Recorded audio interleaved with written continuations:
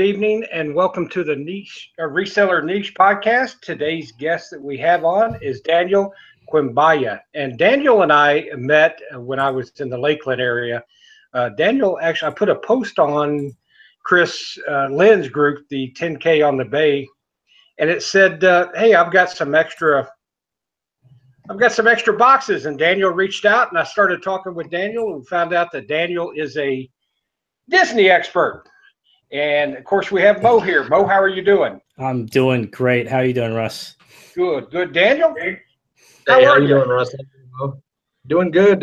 Just no rain today in Florida, so feeling good. It was a nice hot day, you know. It seems to be a little hot down the south this time of year, doesn't it? Yeah, it's been hot. It's good. Well, Daniel, as we said, you've been at Disney.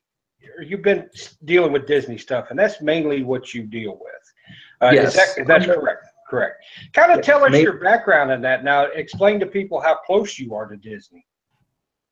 I'm pretty much less than 5 miles away from Disney, and ever since I moved here to Orlando in '96, I've owned an annual pass, so I go to the parks pretty frequently. I have 2 younger children now, so I'm able to, bring them to the park. And, this really all started with just my personal love for Disney and me just being a real true collector, and started, trying to liquidate a few things. And it started off with one phone case. And next thing you knew, I was like, hey, I'm onto something here, selling some Disney stuff on eBay. Cool. And that's where my journey pretty much started. Excellent. And you're I'm sorry. Go ahead, Russ. You're full time, correct? Now it's full time. Yeah, I'm full time.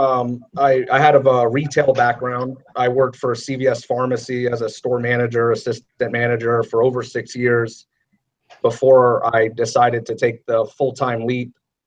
After I had me and my wife had our second child, I really saw how working in the retail life, I was never around and never able to really spend time with my kids.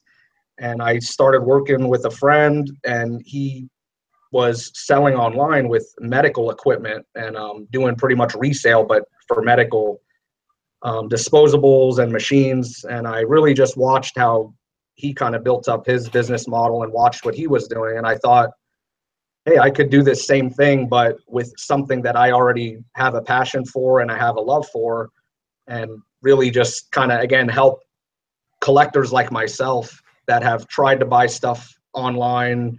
I've bought before on eBay, but I never really sold stuff on eBay till about the 2012, 2011 is when I really started to, sell. And then 2013 is when I really took it full time.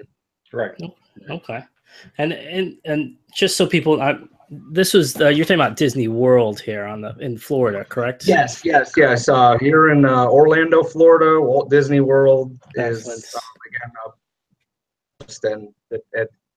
again, it's been fun to see the growth, and also even with Disney themselves.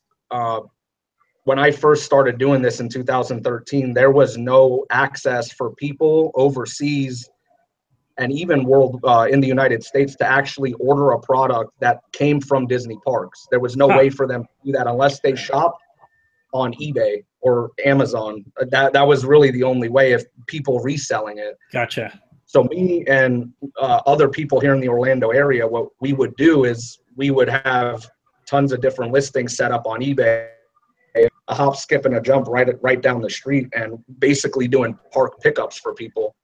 And it was, I want to say, the end of the year, around 2015 is when we started getting word that Disney was working on their now My Disney Park shopping app. And they have their own app where you can actually, buy stuff from the park. But there's still stuff that they do not provide on this app or provide to other people. So there is still room for us resellers that were doing this to still come in and get limited exclusive merchandise that's limited quantities. They obviously can't sell that online because So there is still some stuff that we can kind of profit on, but then there is some stuff now that again, a few years ago you could not get it, but now you can get it.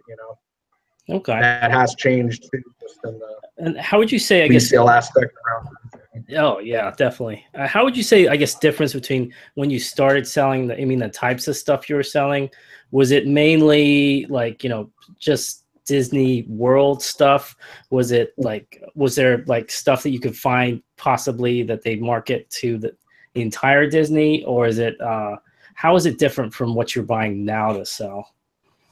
Yeah, I have to say that Disney merchandise itself has, a good market for it, where people are always buying stuff, even the cheaper, like stuff that you would see at any, like tourist spot. People like Disney stuff, but for me specifically, a lot of the stuff that I sell are theme park exclusive merchandise. Again, that it's like you can only get it if you're at Walt Disney World or if you're at Disneyland. I have people that I work with that I get stuff specifically from Disneyland also to offer to different clients of mine or different people that I sell to on eBay. Okay. But one of the main items that I sell is Disney pins. That's one of the collectible that I really myself collect. I have frames up in my house. I really loved collecting Disney pins because it started when I was a young kid going to Disney in '96. So that's really where a lot of my expertise comes into. And some of these pins, as I explained to Russ, some of these pins I pick up for less than a couple of bucks, and they sell anywhere from $50 to $100, depending on the rarity of them and how old they are, and Oh wow. the kind of the market that's going on for them at the moment. Prices obviously fluctuate. Right. I love the idea of that because it's small and valuable. Yep. Right. When you have that small, you wouldn't happen to have you said you keep them in binders, much like a sports book binder, sports card binder. Right. Yeah. Yes. Think of the inventory you can fit in that much space, that is really a smart way of doing it. Yeah, for me, that was like one of the first things when I did start really getting serious into reselling. Look for merchandise that I did not have to store in my house. At the time, I did not have too much storage space in my garage, so I really looked for products that I could pretty much ship all the same way, everything first class, or everything very under a few pounds, just everything that's small and easy to ship. That's what I would kind of really try to focus on it, because there's a lot of different figurines and different small Disney collectibles that you could kind of get in on and not have to worry about shipping out a snow globe. Right. Gotcha. Right. Or the big plushes. Yeah. Yeah. You could fill a room with some Disney plushes in a hurry, man. Oh yeah. So yeah. So with the pins, is it kind of like, I guess, with like Hallmark, how every year they'll have like a theme, and then once that year's done, it's done? Is it like marked with like a serial number, a number like, they made 1 to 5,000 of these only, and then is it that's like people online are like collecting these based on that type of thing? Yeah, over the years, things have changed in the pin world. In general, pin collecting and selling at Disney's been going on for ever since really Disneyland started. But the official Disney pin trading didn't start till the late 1999 is when Disney came out with the official Disney pin trading. And so some of the older pins, there might not even be too much information on the back of them. Some of all the newer pins are stamped certain ways with certain SKU codes on the back. And if they are limited, they are stamped with, it'll just say limited edition 500. There are some pins that are individually marked. And then there are some pins that are just open edition that are, really not worth that much money. They're just a dime a dozen, more or less. But Gotcha. for me, I always tell people I can sell any Disney pin from the smallest one to the largest one, because again, community of it all, there's a lot of people that are constantly like collecting. These people wear them as flair. There's people that just display them in their house, you know, so there's a lot behind the passion of it all. That's really where, you know, you get people to spend the money. I was actually just reading an article before I got on the call with you guys, out of the UK right now. They were saying that a 21-year-old girl, reportedly, they show her room, spent over $18,000 in a year just on Disney merchandise that she collects, from plush to dolls. So, you know, there's people that they, you know, they take pride in this stuff because they have a really strong connection. It's an emotional connection that they have with this stuff. It's not just a Disney pin to them, you know. It's a memory that they spent with their dad at the park. You know, it's a moment that they remember with their children. That's really what makes a lot of this stuff sell for me. Cool. And is this, I mean, I'm kind of thinking more on the lines of collectibles. So we've got pins. What would you say is the most collectible or similar to pins? Are there any other, like, just because it's Disney, people, for some reason, they collect these specific things? I can tell you right now, again, I have people that contact me and they're considered paper collectors. You know, they collect just Disney park maps. They want a Disney park map every time Disney changes the map. Oh, wow. Then you have people that, you know, specifically collect limited edition dolls. And there are some small merchandise that, you know, Disney has made in the past. They're called Vinylmation figures. They were hot for a long time until now Funko Pop has really taken over the kind of like that small figure, you know, 3-inch figure. Yeah. That market. But that's another really kind of, again, you know, thing that people really like to collect. But again, I have people that I've been to their homes to give them purchase stuff from them, and you know, people that, you know, they collect only plush dolls, you know, they collect only Disney artwork, or, you know, I really just feel like there are a lot of different Disney merchandise. I mean, pressed pennies. I have people that are constantly asking for pressed pennies. I mean, there's different little things that people. Again, it's just Disney. That's it. It's really. And Daniel, did you, as you were doing going to the park every day and you know, picking up things for specific orders, did you at least get to ride a ride or two during that time, or was it you just? Yeah. You know, I mean, again, when I started doing this, and you know, my friends and family members would see what I was doing, and they see me, you know, I'm hanging out at the park with my kids, and, you know, still continuing to, you know, do the eBay when I need to do it. So yeah, I would, you know, definitely grab a Dole Whip while I was out there and jumped on a few rides. I tell you, that's kind of a fun way to make some money, isn't it? Excuse me. Yeah, absolutely. I have friends in the Disney community. They go to Disney every day and they just take photographs, and they're a photographer. They take photographs every day and they sell them to different, you know, various sites, different social media influencers, and that's their job, you know. So yeah, I'm happy that I'm able to get some enjoyment out of it, you know. I think you hit on something, you know, when you said people, the memory. You know, I took each of my kids to Disney World when they get ready to go to kindergarten, and just, you know, those pictures, the memories, the events, watching the movies. You know, the kids today, how many times did you hear the Frozen song?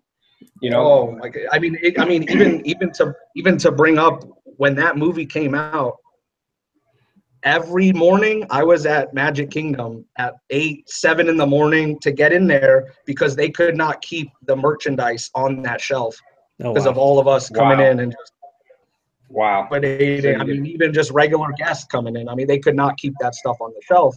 Wow. Then came to the point where they had so much. Oh, sorry. I was going to say, do they put like restrictions? Let's just say they know people are coming in every single day. Yes. Over the years, Disney again has gotten really smart to the resale market on eBay, and they know what we do. I mean, have a limit where you could even the pins that I purchase. I mean, if there's a limited edition item at Disney, you can only purchase that item twice that day. But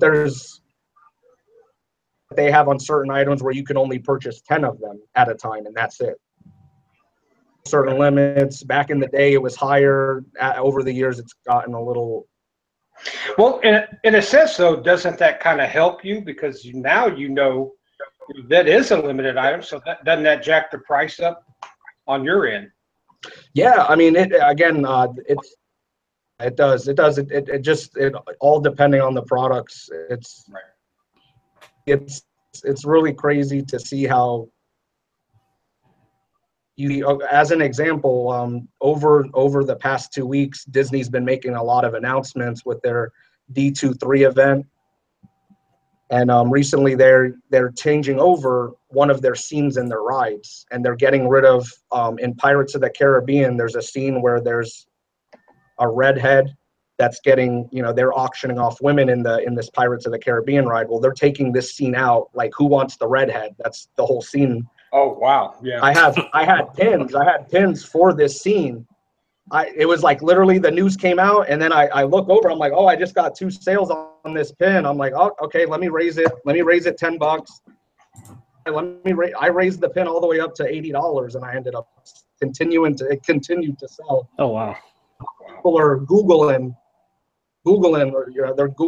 they're looking for this merchandise, because they know that that scene is getting taken away now. It's going to be not right anymore. Gotcha. So yeah, things fluctuate if things change and rides get taken away. So it's exciting to see the change when things happen like that. And then I'm going to backtrack a little bit.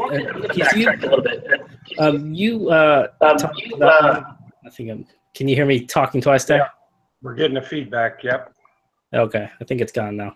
Okay, so what I was going to say is that you talked about having clients. So do you do it both ways? You just buy merchandise that you think is going to be popular, and you kind of like just based on your knowledge, or do you have clients that you go out there specifically for, what they need, this, and this, and you pick it up for them? Is it 2 different ways, or is it mainly just selling on eBay? Yeah, I mean, again, as I explained, like over the years, like mainly like when it comes to client base, maybe has dropped back. I would have a lot of people overseas and contacting me.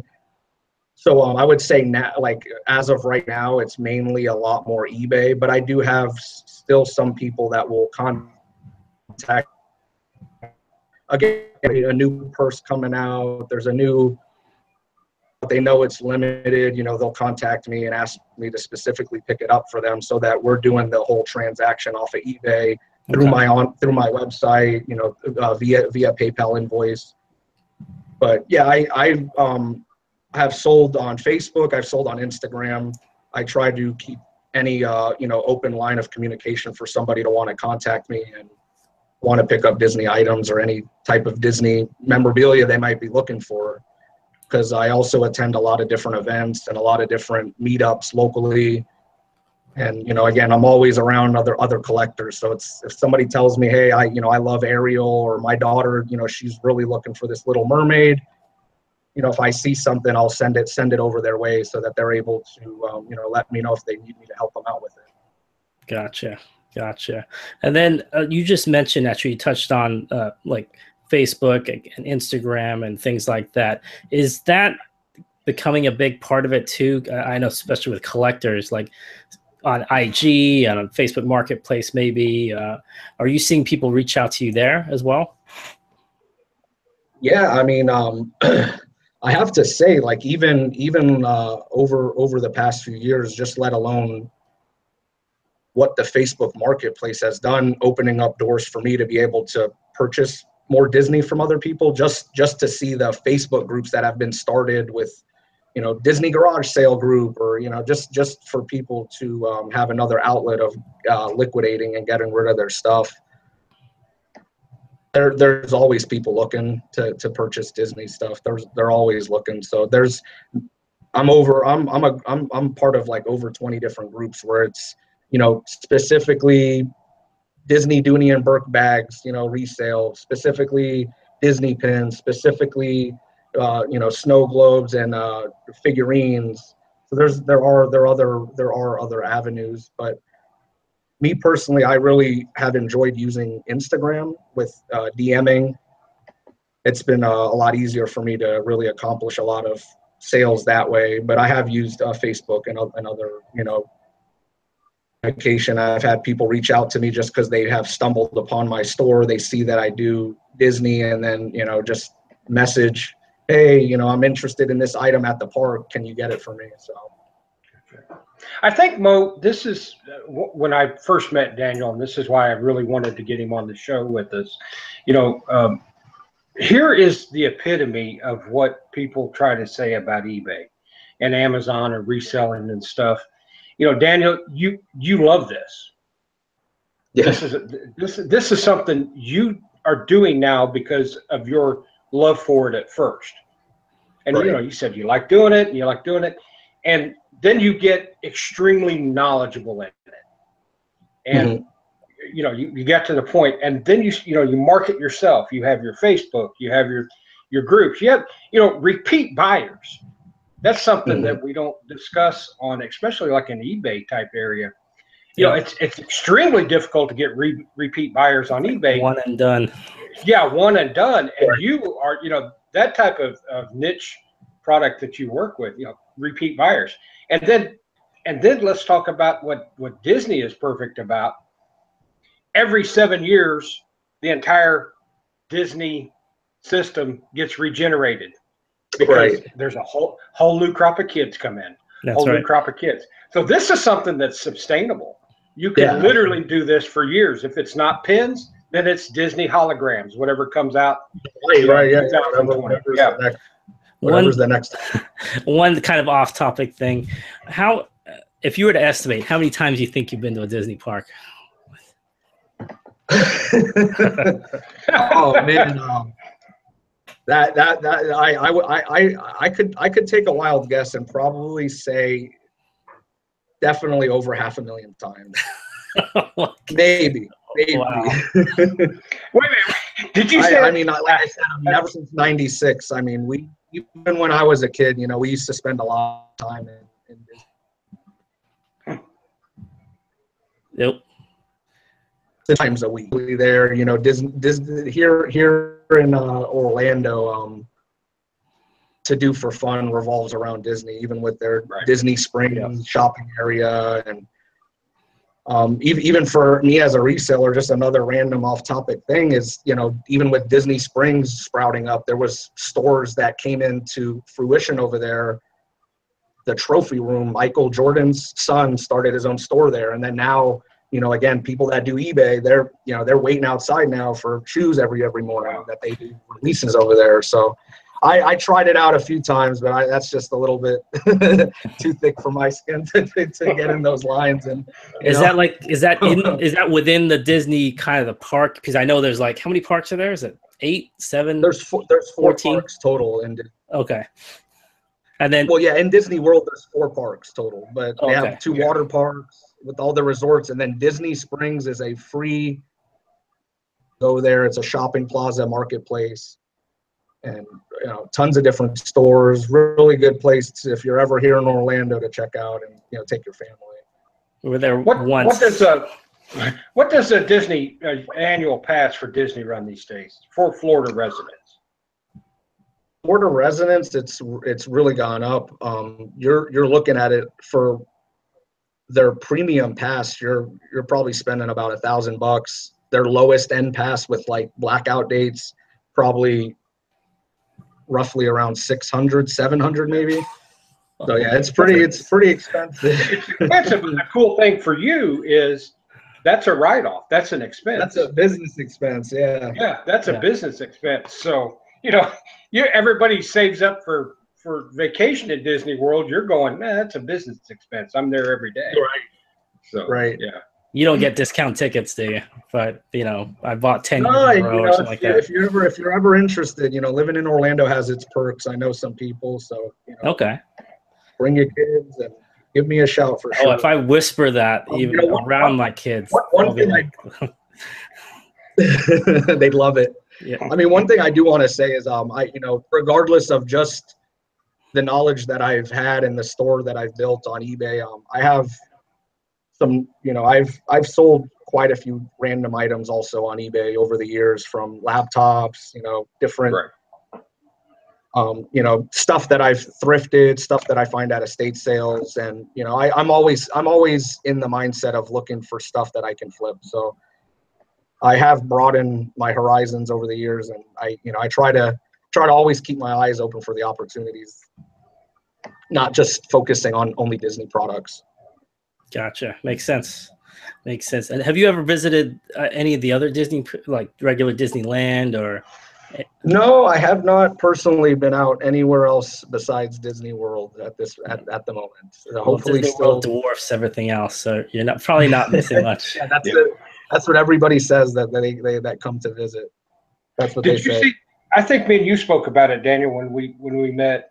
Did you see that there was recently a Disney sign? It was a construction sign that popped up on eBay or one of the groups or something like that. Anything about it, pictures of Disney.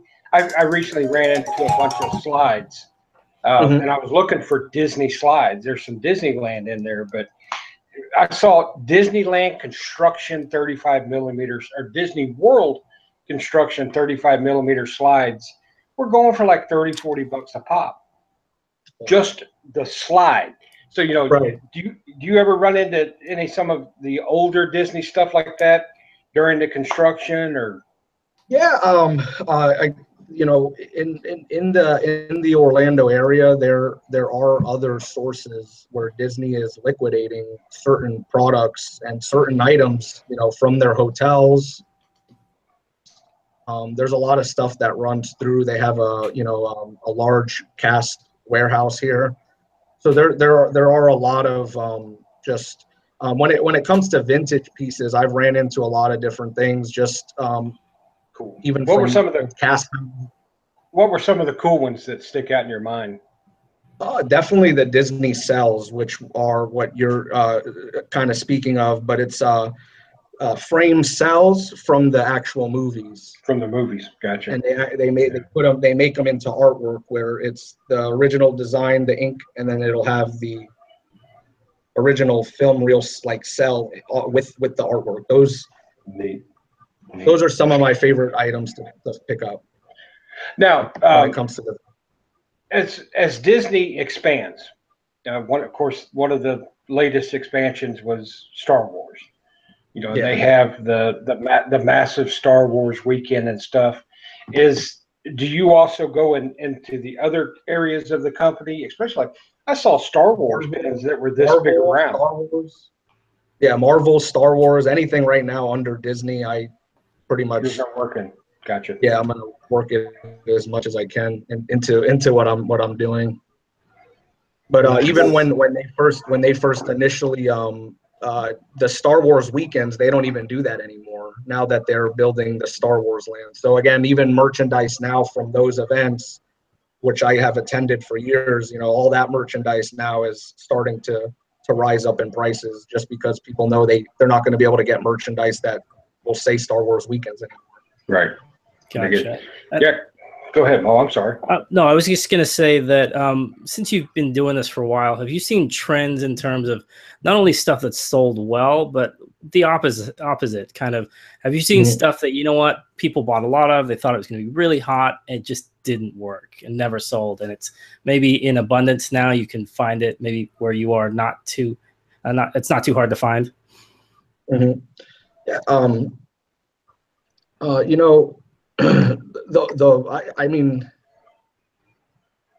Nothing really like comes to my head specifically. I know I can say that in terms of just Disney in general, like you'll have movies that come out, like a Frozen movie, where that merchandise will sell well, and it'll sell well for a little bit, and then it'll drop off. You have some movies that they'll come out and the merchandise doesn't even move well. Disney can't even move it well, and it's just because the movie's just not, it wasn't that popular, it didn't right, up that much popularity.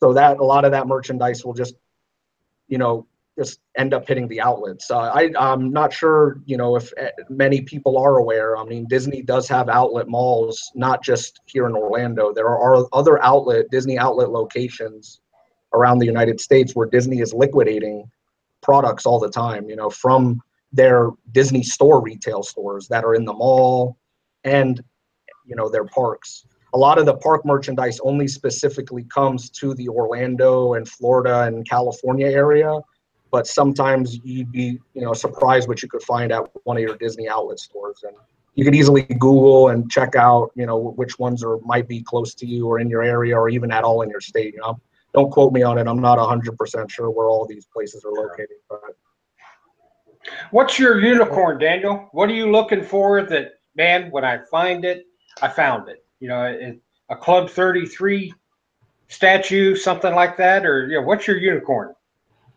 Yeah, you know, again, to me, it's just like the thrill of it, being able to help people out. You know, I have a lot of people that will, you know, reach out to me after the fact. And again, it's just the sentimental stories of, you know, why this product or something that they purchased from me really like made their, you know, family member or somebody happy for their birthday.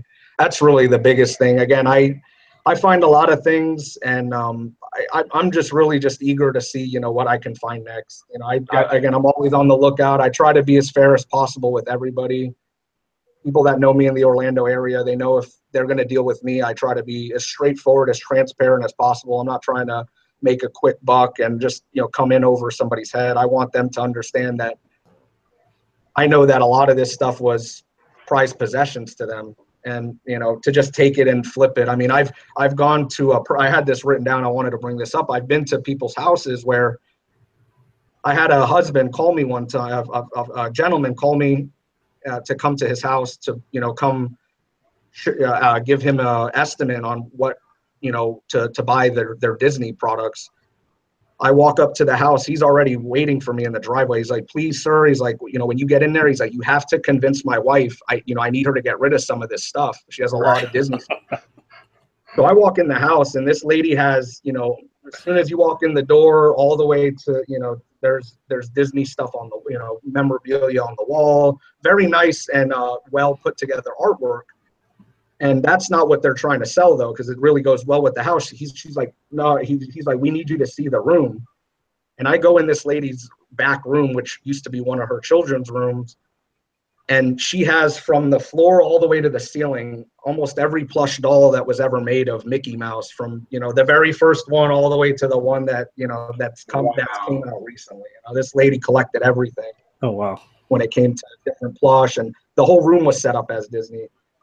And as I sat there and I went through, you know, some of the merchandise and some of the stuff that she had, collectibles that she had, and what the products, how much some of this stuff was selling and how much it was worth, I really made her husband realize how much, you know, like that stuff really meant to her. And it's really like almost an investment of, that's her treasure, you know, like she really, you know, she's connected with it. And I left that house and I didn't even buy anything, you know, and that, you know, that was, to me, it was, I really helped him. I left that day, and now he was like not going to be on his wife about, hey, you have to get rid of this stuff, you know, because he really saw the value. You know, he saw the true value of what was there. So, and an entire set like that in itself is part of the value of it. That it is an entire set, right? Yeah, I mean, it's like that with everything in resale when you think about it. You know, so many people collect stuff all their lives, and when they pass away, so many things are just, you know, it's gonna just get sold, thrown, you know, and it's like, some people really, they get attached to their stuff. So again, I try to be as respectful and upfront as possible, and make them. I try to understand that there's an emotional connection to some of these things. Since we're talking about kind of collectibles, is there anything? I know you're real well with pins. Is there something that you collect that's Disney related, or you have collected in the past, maybe? Yeah, I mean, mainly for me, it was just Disney pins. But there's various figurines that I've collected over the years that I'm pretty fond of. I'm more of the collector that if I'm gonna get something, I don't want it to just end up in my garage or in a Tupperware. I want to try to try to display it as much as possible. But I am still guilty for having stuff in the garage, but just mainly like Disney pins and various figures myself that I personally collect. And I know there's collectibles, like the ones that you can buy, and you touched on this earlier about, you know, people that just go there to get the maps and things like that. Are there other things like a unicorn, but not for an actual, like a plush or something like that? Maybe for, like, I don't know, a chair from a ride, or like you know, something that you couldn't buy that people look for. I mean, just a few weeks ago, I randomly had a friend of mine from one of the Facebook groups. Instantly, he messages me. He's like, "Hey, you have to check out this eBay listing." And this gentleman had 2 chairs and a table from an old Pleasure Island club that used to be at Disney when they were when it was Disney Marketplace, Downtown Disney. There used to be Pleasure Island. So this, you know, club was a very, you know, popular club, and he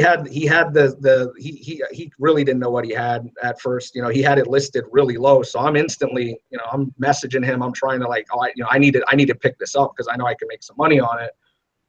Just in, again, I'm in part of groups where, you know, they just, again, they have the love for when they went to Pleasure Island and now it's gone. So it's just like a Pleasure Island group.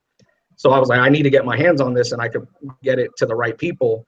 Within an hour of me messaging back and forth and the guy committing to a price, he ended up selling it for $400 to $500, like more than what I was going to offer him. You know? And he's just like, "I'm sorry." He's like, "I'm so sorry." And I'm like, wow, missed out. You know? So yeah, there are items that, again, like you're never going to see them again. They're, you know, an old ride car. There was a large retail location that used to be here in the Orlando area that really collected and got most of those things, but they're no longer in business. So I really don't know what happened to them, but they would get a lot of those ride cars and collect, you know, like exclusive attraction stuff, or, you know, a park bench, again, from Disney. Wow. But I mean, I've picked up stuff from the hotels and I've sold it on Craigslist, OfferUp, never on eBay. Wow.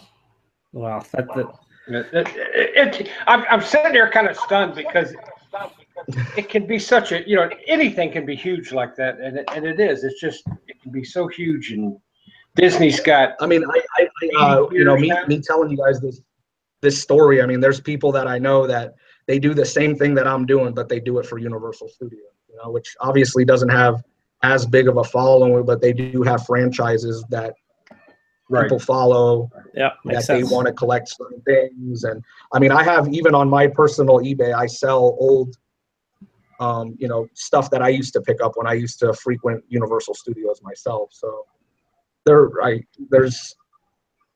it's fun to see the, you know, the collecting aspect of, you know, theme park merchandise and where it's gone.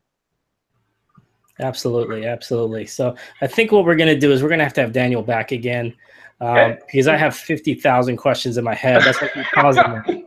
I'm like, wait, what about this? I mean, not only Daniel back again, he needs. Yeah, I just want to throw out there, you know, I know a lot of people right now probably just have Disney on their mind, and that's cool. You know, I'm Disney Dan. I want you guys to know that. And all right. That's I like that. You got to be on Instagram, because actually I'm getting a question right here. There's a questions.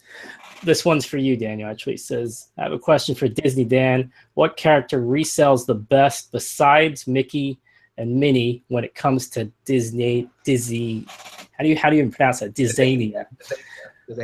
This is going to be surprising to a lot of people, but one of the probably the best selling character in Disney is Donald Duck.